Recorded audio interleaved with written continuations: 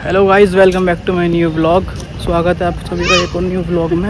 हम लोग आए फतेहपुर सीकरी और हम जा रहे हैं अपने गाइड भाई के साथ। पूरे सामने चल रहे हैं, इनका नाम है।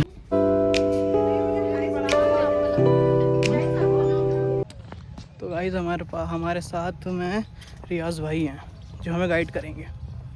हेलो। तो ये गाइड करेंगे आज हमें। क्या क्या दिखाओगे रियाज भाई? हम आपको दिखाएंगे फतेहपुर और सीकरी दो पार्ट। दोनों पार्ट के अंदर में जो कि सीकरी पार्ट है उसके अंदर में दीवाने आम, दीवाने खास, पंचमहल, चार चमन, तानसेन के गाने की जगह, अकबर की तीनों रानियों के महल, जोधा का मंदिर, जोधा की रसोई। उसके बैक साइड है फतेहपुर। फतेहपुर में जो कि एशिया का सबसे बड़ा दरवाज़ा, बुलंद दरवाज़ा है, जामा मस्जिद है, अनारकली का टनल है, सलीम चिश्ती की दरगाह है, शाही दरवाज़ा है, शाही लंगर खाना है, शाही हमाम है, किले का बाउंड्री वॉल है। वो दो पार्ट हैं। दोनों पार्ट के अंदर में अलग अलग पॉइंट्स हैं देखने के लिए। अच्छा, फतेहपुर और सीकरी दोनों अलग अलग हैं? दोनों अलग अलग डिफरेंट पैलेस हैं दोनों। सीकरी अकबर का रेजिडेंशियल एरिया है, फतेहपुर रिलीजियस पार्ट है, धार्मिक स्थल।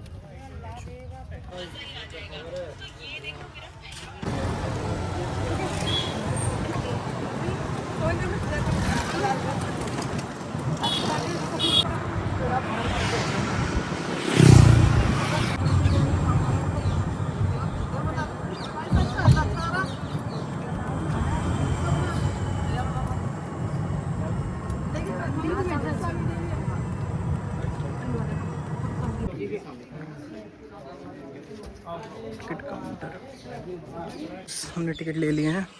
ये रियाज भाई के पास है टिकट।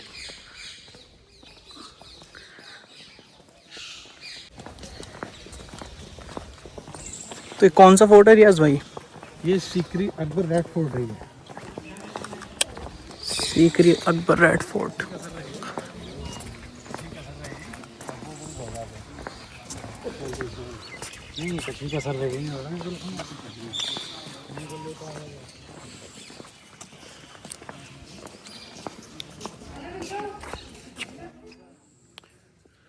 दो जगह है, फतेहपुर और सीकरी। अभी आप जिस जगह पर है ये सीकरी है। सीकरी जो कि एक रॉयल पैलेस अकबर का रेजिडेंशियल एरिया है। यहाँ देखने के लिए दीवाने आम, दीवाना खास, पंचमहल, चार चमन, तानसेन के गाने की जगह, अकबर की तीन रानियाँ थी, हिंदू मुस्लिम क्रिश्चियन तीनों रानियों के महल, अकबर का महल, जोधा का मंदिर, जोधा की रसोई। इसके बैक साइड है फतेहपुर। फतेहपुर जो कि एक रिलीजियस पार्ट है, धार्मिक स्थल, जहाँ देखने के लिए एशिया का सबसे बड़ा दरवाज़ा, बुलंद दरवाज़ा है, जामा मस्जिद है, अनारकली का टनल है, सलीम चिश्ती की दरगाह है, शाही दरवाज़ा है, शाही लंगर खाना है, शाही हमाम है, किले का बाउंड्री वॉल है, 52 स्टेयर है।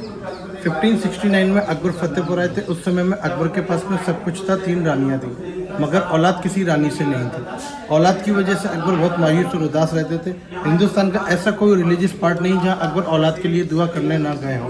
अजमेर शरीफ भी अकबर 7 बार गए, वहाँ से भी अकबर को कोई औलाद का खुशी नहीं मिला। एक रोज़ अकबर को ख्वाब में हुक्म हुआ कि आप फतेहपुर जाएँ। फतेहपुर में पहाड़ी पर एक पीर बाबा रहते हैं जिनका नाम है सूफी संत हजरत शेख सलीम चिश्ती। उनके दरबार में हाजिर होकर उनसे दुआ कराएं और वहीं से आपको अल्लाह के हुक्म से औलाद मिलेगी।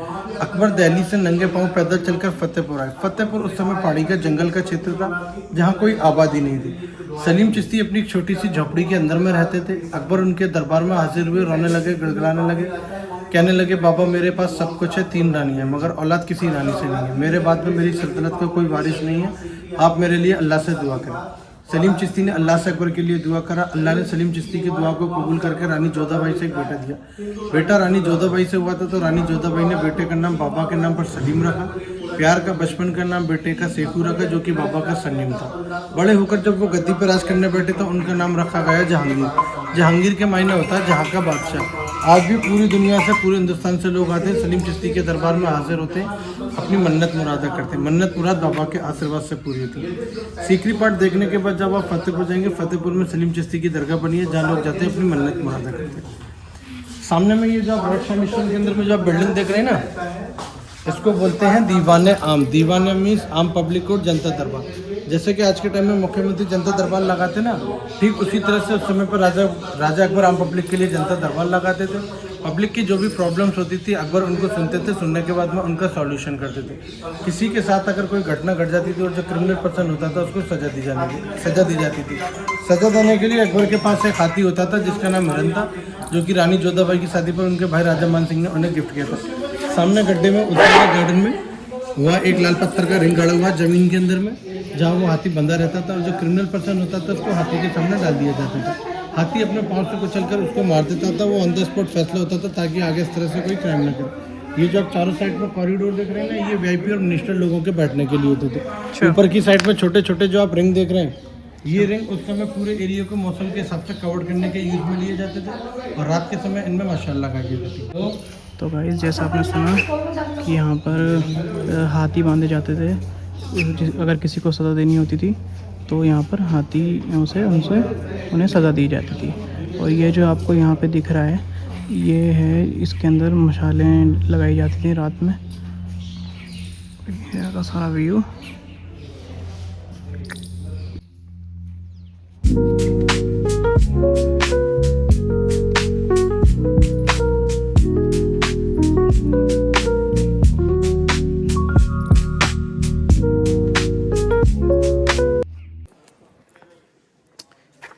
जो सामने में जो रेड सैंडस्टोन का बिल्डिंग देख रहे हैं ना, जो बाहर से देखने में आपको ये डबल स्टोरी दिख रहा है, एक्चुअल में ये सिंगल स्टोरी बिल्डिंग है और इसको कहते हैं दीवाने खास। दीवाने खास मीन्स प्राइवेट मीटिंग हॉल। जैसे कि आज के टाइम का इंडिया का अपना पार्लियामेंट हाउस है ना, ठीक उसी तरह से ये उस समय का अकबर का पार्लियामेंट हाउस है, जहाँ अकबर अपने 9 मिनिस्टर 9 रत्नों के साथ में बैठकर अपना सीक्रेट मीटिंग करते थे। और जिस जगह पर आप खड़े इसको बोलते हैं तुलादान, तोलने की जगह। रानी जोधाबाई से जो अकबर को बेटा हुआ था, अकबर हर साल अपने बेटे के बर्थडे पर अपना और अपने बेटे का वजन करते थे। जितना उन दोनों का वजन होता था उतने वजन के सोने चांदी के सिक्के अकबर गरीब लोगों में बांट दिया करते थे, क्योंकि उस समय पेपर नोट नहीं होते थे, तो सोने सिक्के चांदी चलते थे, उनका ही यूज़ होता था। अब आपको अंदर से दिखाएंगे।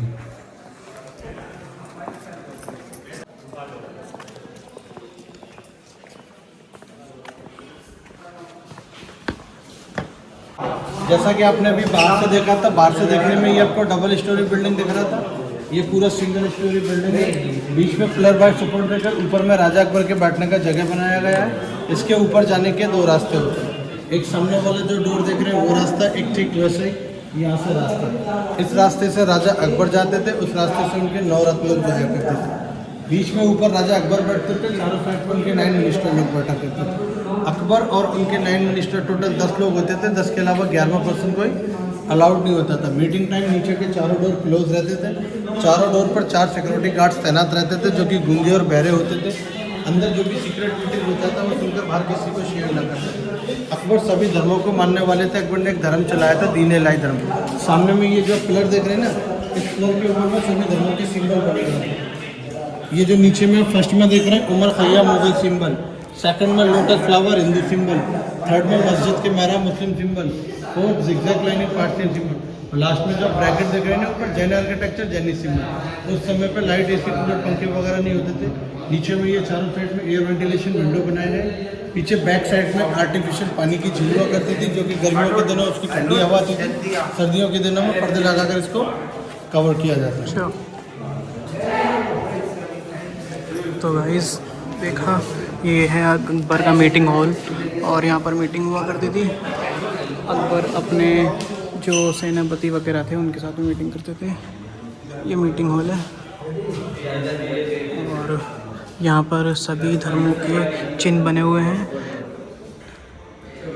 देख सकते हो आप। सामने में ये जो आप लाल पत्थर का छतरी देख रहे हैं ना, अकबर के एक ज्योतिष होते थे जिनका नाम था पंडित पुरुषोत्तम दास। वो वहाँ बैठकर लोगों के हाथों की रेखा देखा करते थे। और सामने में वो जो आप देख रहे हैं ना बड़ा बिल्डिंग, 5 हिस्टोरिकल पैलेस, 5 माला इमारत, उसको बोलते हैं पंचमहल। पंच मीन्स 5, महल मीन्स पैलेस। नीचे से लेकर ऊपर टॉप तक ये 176 पिलर के ऊपर में बना हुआ है। टोटल पिलर का सपोर्ट है, दीवार का कोई सपोर्ट नहीं है। गर्मियों के दिनों में राजा रानी ऊपर टॉप पर बैठकर शाम के समय गर्मी का आनंद लेते थे। रानी जोधाबाई जो कि हिंदू थी, वहाँ से बैठकर सूर्य नमस्कार करती थी। मुस्लिम रानी रुकैया बेगम वहाँ से बैठकर ईद और रमज़ान का चांद देखा करती थी। सामने में ये जो डबल स्टोरी बिल्डिंग देख रहे हैं, ये अकबर टाइम का गर्ल्स स्कूल है। नीचे लड़कियों के पढ़ने के लिए स्कूल होता था, ऊपर में लाइब्रेरी। और जो बाहर से आपने अभी दीवाने देखा था ना, ये सामने में दीवाने का एंट्रेंस गेट है। इसी गेट से राजा अकबर आम पब्लिक की प्रॉब्लम्स को सुनने के लिए जाया करते थे। अच्छा। और ये जो सामने में जो टेबल देख रहे हैं ना, किंग सीट, उस समय पर राजा रानी एक गेम खेला करते थे, चौपड़ 25 गेम, जैसे कि आज के टाइम में लूडो खेलते हैं ना, ठीक वैसे ही। बीच में सीट पर राजा रानी बैठते थे। चारों साइड में ये जो आप नीचे बॉक्सेस देख रहे हैं, 1 साइड 24 बॉक्सेस हैं, 4 साइड 96 बॉक्सेस हैं। 16 उनकी दासियाँ होती थी, 4 कलर के ट्रेडिशनल ड्रेस में रहती थी। डाइस के एवज में दासी चलती थी, 500 फेंकने के बाद जो नंबर आता था वो दासी आगे बढ़ती थी और जो विनर दासी होती थी उसको अकबर द्वारा गिफ्ट दिया जाता था।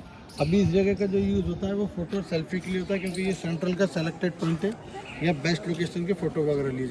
तो भाई जैसा आपने सुना, यहाँ पर जो है अकबर जी यहाँ पर अपनी दासियों के साथ में गेम खेलते थे, अपनी रानियों के साथ में, जैसे चेस खेलते हैं वैसे ही खेलते थे यहाँ पर। और यहाँ पर दासियों को चलाते थे। यहाँ पर ब्लॉक्स बने हुए हैं सारे, ठीक है, और यहाँ पर वो बैठ के अपने मज़े करते थे। ये जो आप देख रहे हो यहाँ पर सबसे टॉप पर खड़े होकर जो रानियाँ थीं वो यहाँ पर यहाँ के सनसेट और सन व्यू का व्यू देखते थे।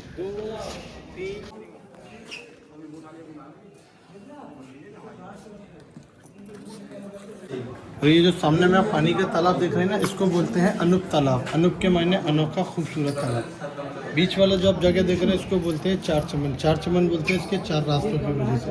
अकबर के 2 म्यूजिशियन होते थे, तानसेन और बैजू बाबरा।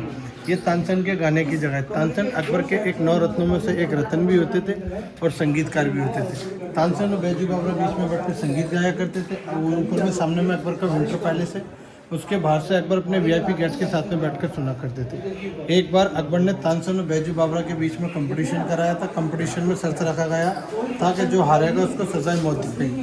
उस समय में तानसेन ने गाया था दीपक राग। तानसेन जब दीपक राग गाने लगे थे तो कुदरती चारों साइड में दिए जल गए थे। तो बैजू बाबरा ने गाया था मेघ बरहार, तो कुदरती बारिश शुरू हो गई थी। वो कंपटीशन दोनों का बराबर रहा, ना किसी की हारी न किसी की जीती।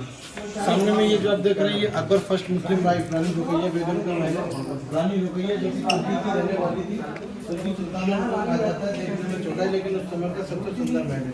ये जो अंदर में आप चारों साइड में खाली बॉक्सेस देख रहे हैं ना, खाली बॉक्सेस जो आप देख रहे हैं इनके अंदर में उस समय में कलरफुल ग्लास और डायमंड लगे रहते थे, जो कि एक कैंडल दिया जलने पर ये पूरा रूम जगमगा जाता था। रानी रुकैया को कार्विंग बहुत पसंद थी, इसलिए इस महल पर सबसे ज़्यादा कार्विंग की गई है। कार्विंग की वजह से ये ज़्यादा समय में छोटा सा बना है। ये देखिए आप, ये जो आप नीचे में देख रहे हैं ना अंदर में चारों साइड में बर्ड, एनिमल, फ्लावर, ट्रीज, ऊपर फॉल सीलिंग देखें, छत बाहर में देखें जिगजैग लाइनिंग, साड़ी का बॉर्डर का डिज़ाइन, वो ऊपर में देख रहे हैं आप कमल का फूल का डिज़ाइन बना हुआ है।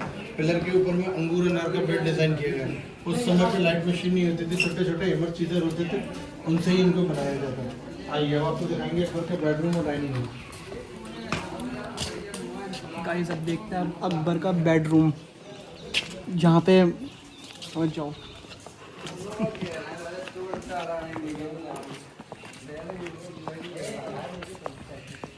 बहुत धूप है गाइस यहाँ पर।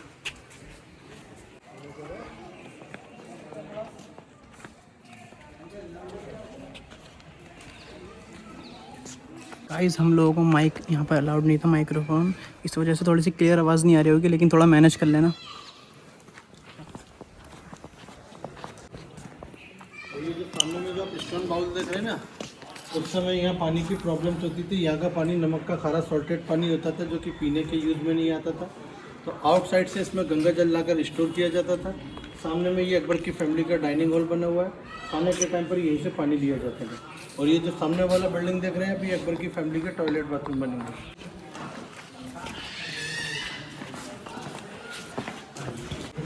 तो ये जो आप देख रहे हैं ये अकबर का डाइनिंग हॉल है। उस समय पर डाइनिंग टेबल वगैरह नहीं होते थे, जमीन में नीचे कारपेट बिछा रहता था, कारपेट के ऊपर दस्तरखान। ये जो आप चारों साइड पर खाली बॉक्सेस देख रहे हैं ना, आगे खाना रेडी होने के बाद में इनके अंदर लाकर रखा जाता था।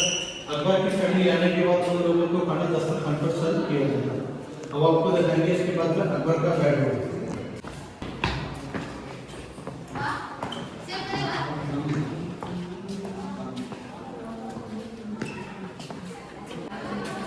गाइस हमारा फोटोशूट हो रहा है।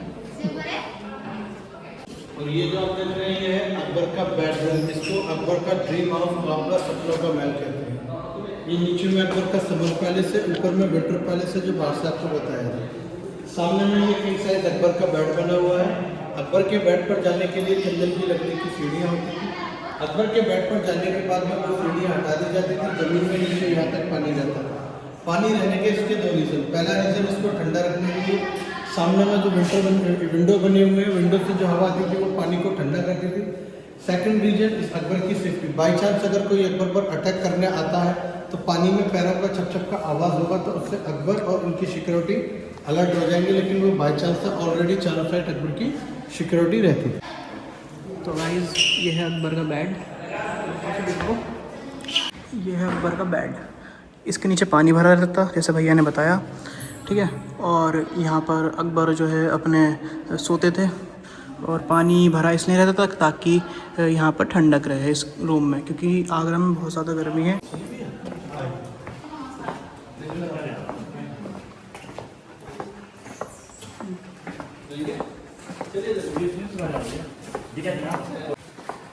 भैया ने पल्लू डाल दिया।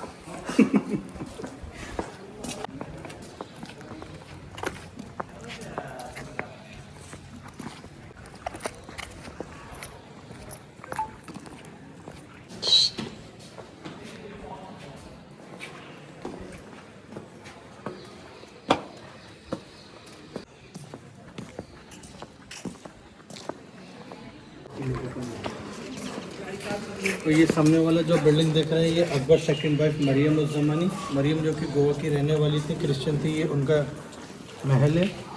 इसको उस समय का गोल्डन पैलेस सुनहरा महल कहते हैं, क्योंकि उस समय इस पर सोने का पॉलिश हुआ करता था, जो कि सारा पॉलिश अभी इस पर थे उतर चुका है।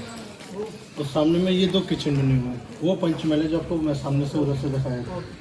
ये सामने में 2 किचन है, वो नॉनवेज किचन है, ये वेज किचन है। नॉनवेज रुकैया और मरीम के लिए था, वेज जोधाबाई के लिए था। जोधाबाई जो कि प्योर वेजिटेरियन थी, इसलिए उनको सेपरेट किचन बना कर दिया गया, जहाँ वो खुद अपनी दासियों के साथ में अपने लिए खाना बनाया करती थी। और सामने में ये जो आप देख रहे हैं, ये अकबर थर्ड वाइफ रानी जोधाबाई का महल है। रानी जोधाबाई जो कि अकबर की सबसे फेवरेट वाइफ थी, और रानी जोधाबाई से ही अकबर को बेटा हुआ था। उसी की खुशी में अकबर ने रानी जोधाबाई को सबसे बड़ा महल बना कर दिया। हाँ, ये पूरा महल अंदर चलेंगे भी। पानी वगैरह पीना है क्या आपको? हाँ पानी पी लो, आ जाओ। तो इस थोड़ा पानी वानी पीते हैं, गर्मी बहुत है। तो गाइस ये रानी का महल है जो आप मेरे पीछे देख रहे हो, ठीक है। अभी पूछते हैं गाइड भाई से क्या होता है यहाँ पर।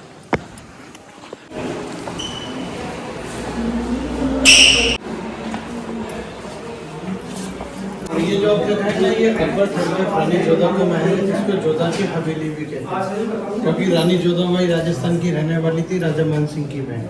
राजस्थान के अंदर में जितने भी महल बने हुए हैं उन सबको हवेली कहा जाता है। सामने में ये 2 रानी जोधाबाई के बेडरूम बने हुए हैं, जिनको समर पैलेस और विंटर पैलेस कहते हैं।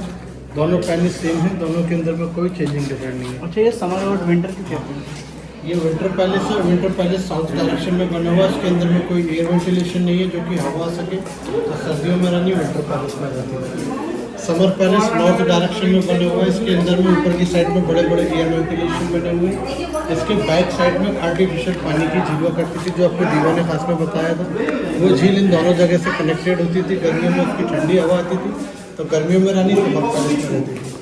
सामने में ये डबल स्टोरी बिल्डिंग देख रहे हैं ना, ये रानी जोधाबाई का मंदिर है, जहाँ उनकी मेन मूर्ति राधा कृष्णा की सोने की होती थी, बाकी मूर्ति पत्थर और पीतल के अंदर में हुआ करती थी। ये जो आप प्लांट देख रहे हैं ना, यहाँ रानी जोधाबाई का तुलसी पौधा लगा रहता है, जिसमें सुबह के समय रानी पानी दिया करती थी। ऊपर की साइड में चारों कॉर्नर पर 4 डोम्स बने हुए हैं। रानी की 8 किन्नर दासियाँ होती थी, जो कि खास होती थी सिक्योरिटी के लिए। उनके रहने की जगह एक रूम के अंदर में 2 दासियाँ रहती थी, टोटल 4 रूम के अंदर में 8 दासियाँ रहती थी। बाकी की नॉर्मल दासियाँ ये नीचे रूम बने हुए इनके अंदर में रहा करती थी। इसको उस समय की रानी की हरम सराय भी कहते हैं, क्योंकि उस समय यहाँ लेडीज़ के अलावा अंदर जेंट्स अलाउड नहीं होते थे। खुद राजा अकबर जब रानी के पास आते थे तो बाहर अपनी सिक्योरिटी को छोड़कर अंदर अकेले आते थे, और जो रानी को किन्नर दासियाँ दी थी सिक्योरिटी के लिए, वो रीज़न यही था। बाहर से जो आपने भी एंट्रेंस किया है वो टनिंग में एंट्रेंस किया है, बाहर का कोई अंदर ना देख सके, अंदर का कोई बाहर ना देख सके। ये हमारा सीकरी पैलेस कंप्लीट हो चुका है। इसके बाद हम चलेंगे सेकंड पार्ट फतेहपुर सलीम चिश्ती की दरगाह बुलंद दरवाज़ा देखेंगे। तो गाइस ये है हमारी जोधाबाई का महल, ठीक है, जो राजा अकबर ने गिफ्ट किया था जोधाबाई को, ठीक है। और ये वाला जो रूम है ये था इसका था, ये विंटर का था, है ना? नहीं समर के लिए था ये, और ये वाला विंटर का। ये विंटर में जोधाबाई यहाँ रहती थी, क्योंकि यहाँ पर हवा वगैरह कुछ नहीं आता था, ताकि ठंड में वो गर्माई में रह सके। और ये गर्मी के लिए था। यहाँ पर वेंटिलेशन वगैरह था अच्छा खासा। यहाँ पे इसके पीछे एक झील थी, जैसे भैया ने बताया था, ताकि उनको ठंडी ठंडी हवा मिल सके। और ये सामने जो देख रहे हो आप, ये है जोधाबाई का मंदिर, जो अकबर ने बहुत ही ज़्यादा अच्छे से जोधा भाई को रख रखा था, तो उसकी निशानी है। उन्हें पूरा महल, एक महल उनके लिए पूरा बनवाया था। और यहाँ पर है तुलसी का पौधा, जहाँ पर जोधा भाई कभी कभी पूजा भी करती थी और इसमें पानी डालती थी पूजा करते टाइम।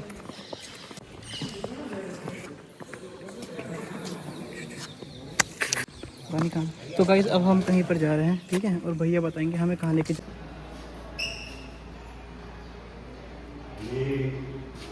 रियाज भाई हम कहाँ जा रहे हैं अब हम चल रहे हैं सेकंड पार्ट फतेहपुर। अच्छा ये सीकरी था। हाँ, ये सीकरी कंप्लीट हो गई। ये सीकरी था गाइस, ये कंप्लीट हो चुका है पूरा, सीकरी हमने देख लिया है। अब हम लोग फतेहपुर जा रहे हैं। तो फतेहपुर में क्या है? बुलंद दरवाज़ा, जामा मस्जिद, अनारकली का टनल, सलीम चिश्ती की दरगाह, शाही दरवाज़ा, शाही लंगर खाना, वो सारे पॉइंट आपको सब वहीं पर बताएंगे। ओके चल। ना रॉयल गेट, बादशाही दरवाज़ा। अच्छा ये सामने फतेहपुर है ये वाला? आने जाने के लिए ये फतेहपुर है। हाँ, ये फतेहपुर। बड़ा दरवाज़ा, बुलंद दरवाज़ा आम पब्लिक के आने जाने के लिए। अभी दोनों गेट का जो यूज़ होता है वो आम पब्लिक के आने जाने के लिए होता है। अकबर टाइम में अकबर अपनी फैमिली के साथ में हर थर्सडे और फ्राइडे के रोज़ अपने महल से निकल कर सलीम चिश्ती के दरबार में जाया करते थे। इसी रास्ते से अकबर जाया करते थे। गर्मी बहुत ज़्यादा है लोगों को ऐसे निकलना पड़ रहा है यहाँ से। और हम लोग ये देखो भाई राइडर्स तो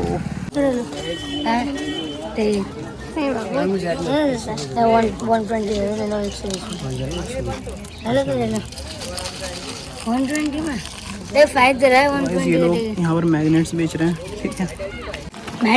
7 for 100. चलिए 7 पीस 100 में। मैग्नेट्स लेते हैं, ठीक है। जहाँ भी हम लोग जाते हैं तो मैग्नेट ज़रूर लेते हैं, ठीक है। अरे फिर 7 और पीस 100 हमारे जो है गाइड चेंज हो गए, ये गाइड मिले हैं हमें अब, ठीक है। अब इन वाले गाइड के साथ जाएंगे हम लोग और फतेहपुर देखेंगे, सारा कवर करेंगे फतेहपुर, ठीक। वीडियो को एंड तक देखना।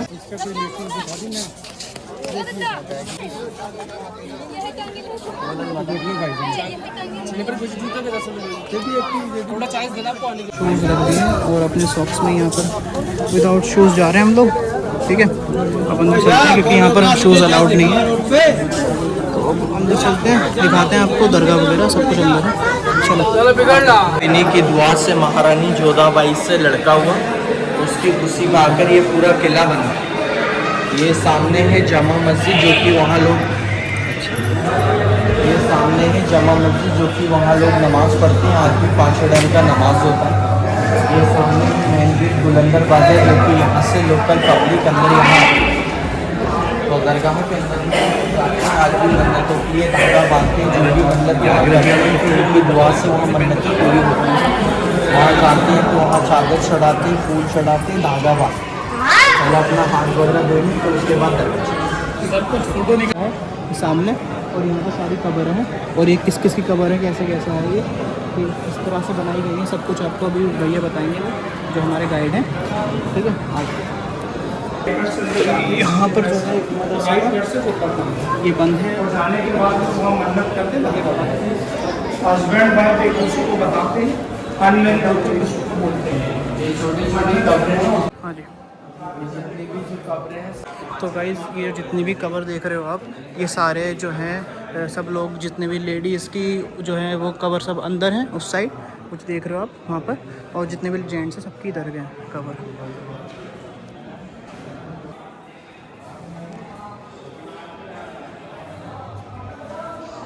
ये सारी कबरें यहीं पर बना रखी हैं, ये सारी जेंट्स की कबर हैं और ये सब लेडीज़ की कबर हैं जितनी भी अंदर बनी हुई हैं।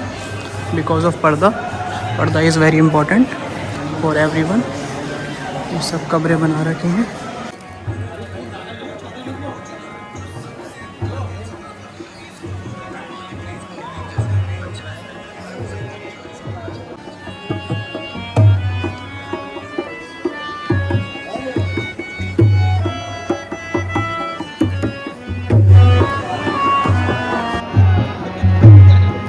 यहाँ पे सब लोग वज़ू वगैरह कर रहे हैं नमाज के लिए।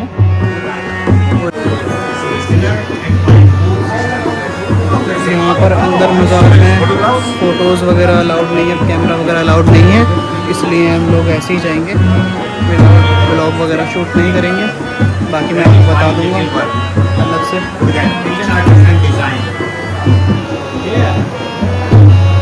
बादशाही कवर थी?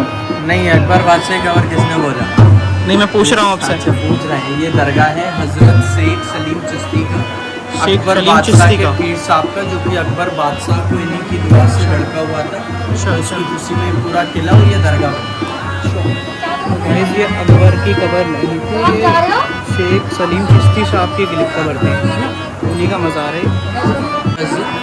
क्योंकि वहाँ नमाज होता है आज भी 5 अंदर लोकल लोग वहाँ नमाज पढ़ते हैं। और ये सामने है मेन गेट बुलंद दरवाजा, जो कि मैं आपको आगे से दिखाऊँ।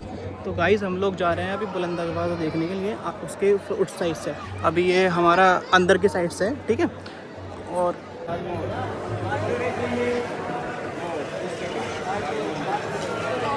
बुलंद दरवाज़ा है वर्ल्ड फेमस गेट।